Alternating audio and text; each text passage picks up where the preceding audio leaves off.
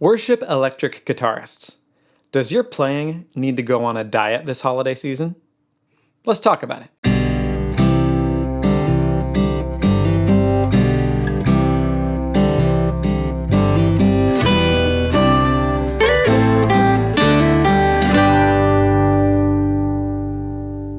Welcome to Blueprint Sounds. My name is Nathan Smith. Thanks for joining me. Today we're going to be talking to electric guitar players in worship teams on how to play less and be loved more for it. But before we do, I want to give you something. It's called 25 chart-topping arrangement tricks. Say you have a song that you've been doing with your worship team that's fine, but you wish there was something more that you could give it. Well, download or print out this PDF. It gives you 25 great ideas on arranging. It gives you a couple sentences on why that trick works, and then it gives you a song from the radio that exemplifies that trick. All you have to do is enter your email, and you'll get the free PDF, and I'll also send you some other free stuff that I don't put out anywhere else on social media. Also, I want to let you know that the biggest sale of the year for Blueprint Sounds is going on right now. Until Christmas Day, you can get sparkling electric guitar for only $35 rather than $97. So that's over $60 off. It's a fantastic deal, and it's an excellent course for anyone who wants to learn more about how to play worship music in a modern way. You'll learn things like how to get out of your band's way sonically, how to add the missing piece to any song, and how to play less and have your band love you for it. All of those tricks and more are in my Sparkling Electric Guitar course. Again, only $35 right now until Christmas Day. So go and get access on my website. All right, with that said, let's talk about dieting and the electric guitar. So here's the problem as I see it. A lot of times electric guitarists really want to help and they really want to make a part of their song sound big, and they know how to add a lot, but they don't know how to take away notes on those lower sections. Often what happens is the whole band gets cooking, bass, drums, electric piano, everybody's going, and the electric guitarist gets excited and winds up putting too many notes along with their reverb and delay, and it's just a wash of sound, and it doesn't sound special anymore. What a lot of electric guitarists don't realize is that your guitar part will sparkle when you do less and you put it in the right spot. Well, where is the right spot?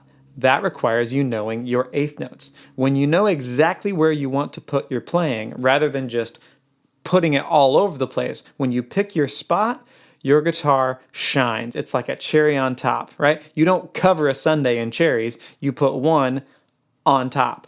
So that's what we're going to do in today's exercise. I'm going to show you how to put your playing exactly where you want it, and your entire band will say, "Ooh, that sounds nice." All right, electric guitar players, time to go on your diet.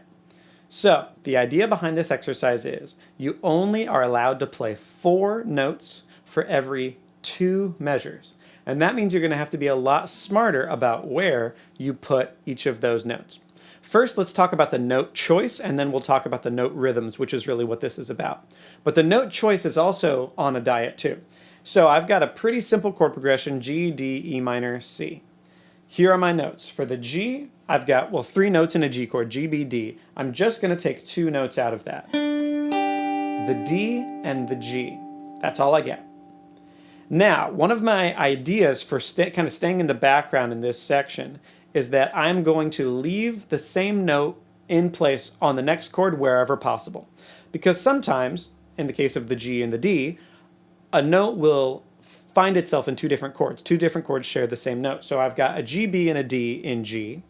Well, the D chord has a D, an F sharp, and an A, so they have a D note in common.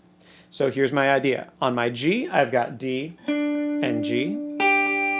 For the D chord, I'm going to keep the D and replace the G with the A, and that's going to be my shape for my D chord. Again, it makes sure that it kind of stays in the background. You're not making big changes, so it's more subtle. So the same thing happens on E minor and C. So for the E minor, I'm going to play E and G. And then for the C chord, I'm going to play E, because that note happens in a C. The 3 notes for a C chord are C, E, and G. And I'm going to play a C. Again, that turns into when we get to a C. So let's just hear them all in order. Here's my G chord shape, D chord shape, E minor shape, C shape. I'm moving up the neck, I'm playing one note at a time, so my chords are above everybody else and they sparkle because I'm playing with some reverb and delay, and because I'm playing one note at a time instead of, thrashing on chords. It's a very thin shape. The higher you go, the thinner you need to be so that everybody can still hear the vocal, but they enjoy that you came to that high register. If you just take all the chords up and you play too much up there, well, you don't make friends that way. So now that we've got our notes, let's talk about where we're going to put them. This first pattern is called On the Groove. If you listen to the kick and the bass, what you're going to hear is 1, we talk about our eighth notes, and the and of 2. So it's 1 and 2 and 3 and 4.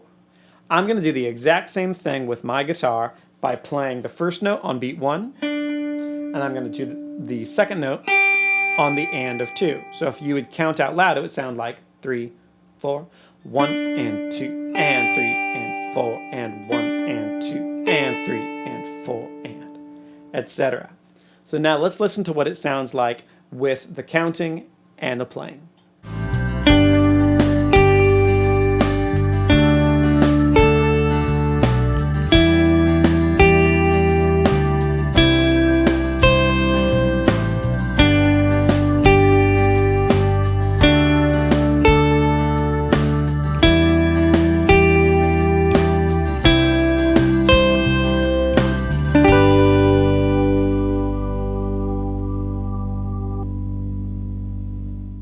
So that's a perfectly good place to start, is to just play on the groove. But a lot of times what happens is there's a lot of energy in beat 1. So for example, the bass drum hits there, the bass guitar hits there, the piano, if it's doing holds, is there. If the cymbals are crashing on beat 1, there's just a lot of energy on beat 1. Well, if you want to stand out and still be tasteful, a great way to do that rhythmically is just by not playing. Just wait, and wait till after beat 1. So in this next exercise, behind the groove, I'm not going to play on beat 1. I'm going to play on beats 2 and the and of 2. So 2 eighth notes. It looks like this. 1 and 2 and 3 and 4 and 1 and 2 and 3 and 4 and etc., etc. Let's listen to what that waiting does.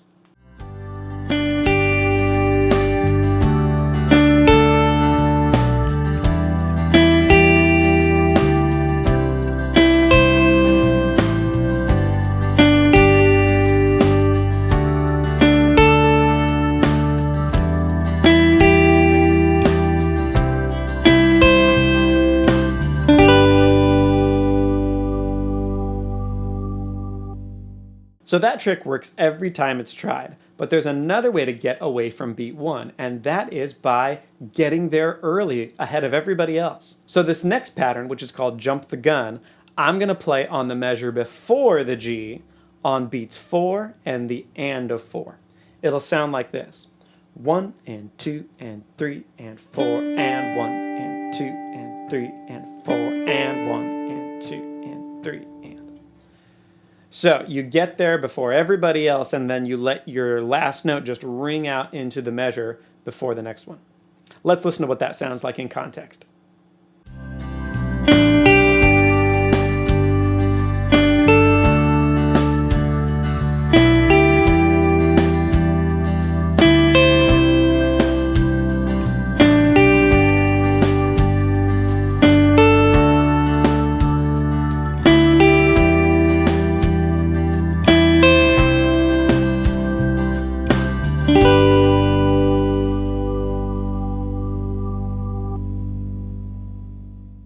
All right, here's your last exercise, and it's called Jump the Gun Hybrid. Whereas all of the other exercises had 2 notes in each measure, now we're going to kind of smush them together. So I'm going to play on beat 1, I'm going to play on the and of 3, and then I'm going to anticipate the next chord on the and of 4, and then play one more note on the and of 2 in that next measure. Here's what it sounds like. 3, 4. 1 and 2 and 3 and 4 and 1 and 2 and 3 and 4. 1 and 2 and 3 and 4 and 1 and 2 and 3 and 4 and. So at the beginning, I'm on beat 1, but then all of the rest of them are on upstrokes, which has a nice airy, light sound to it. And I'm anticipating the next chord getting there on that and of 4 with the new note. So that might take a little bit of practice, but let's listen to that in context.